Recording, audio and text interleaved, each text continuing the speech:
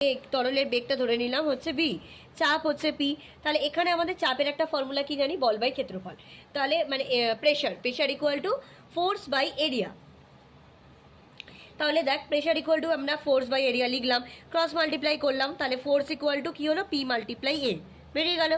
আচ্ছা, এবার এখানে আমরা বের করছি যে ওয়ার্ক ডান মানে কি, ওয়ার্ক ডান যখন আমরা বের করছি, দেখ এখানে আমাদের বেরিয়েছিল কি ফোর্স মানে হচ্ছে পি মাল্টিপ্লাই এরিয়া, তাই তো।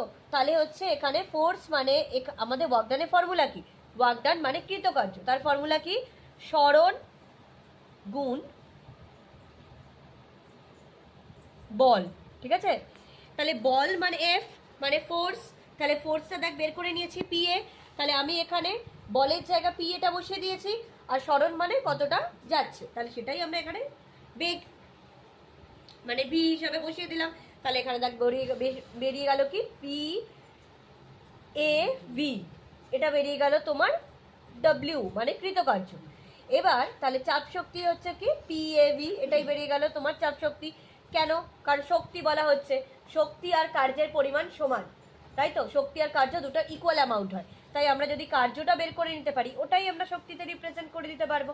তাহলে বেরিয়ে গেল পিএভি। এবার একই জিনিস আমরা একক আয়তনে বের করব আর একক ভরে বের করব।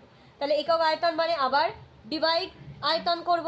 এবার দেখ এখানে আমি আগে থেকে আবার আয়তনটা আমাদের বেরিয়েছিল, আয়তন যেটা সেটা হচ্ছে এখানে এ ভি কেন লিখেছি, আয়তন হচ্ছে এবি, তাহলে এখান থেকে এবি আর এবি কেটে গেল, অনলি পি পড়ে আছে।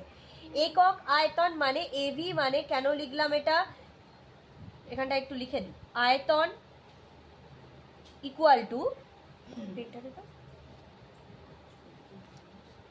ক্ষেত্রফল মানে হচ্ছে, একবার লিখি, দৈর্ঘ্য গুণ প্রস্থ গুণ, আমরা উচ্চতা লিখি তো এখানে অঙ্কের, আমরা যদি ফর্মুলা লিখি, তার মানে দৈর্ঘ্য গুণ প্রস্থ মানে কি এরিয়া, আর এখানে উচ্চতা মানে কতটা দূরত্ব যাচ্ছে, মানে উচ্চতা মানে অ্যাকচুয়ালি হাইটটাকেই মেনশন করা হয়, কিন্তু এখানে তো আমরা তরলের ক্ষেত্রে করছি, তাহলে ওর ওই শুধু কতটা দূরত্ব যাচ্ছে সেটা বললেই একই লেন্থ বোঝাচ্ছে, তার মানে সেটা এখানে কি ধরছি, সেখানে এটা এখানে আমরা কি ধরেছিলাম, এই যেটা হচ্ছে ভি, তাহলে সেখানে এখানে বসিয়ে দিলাম ভি, তাই জন্য আমাদের আয়তনটা বেরোলো এবি।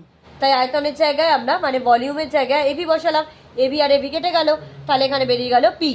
এবার একক ভরে বের করছি মানে পার ইউনিট মাস, তাহলে এম দিয়ে ডিভাইড করব। এবার এখানে পি এবি ডিভাইড এম।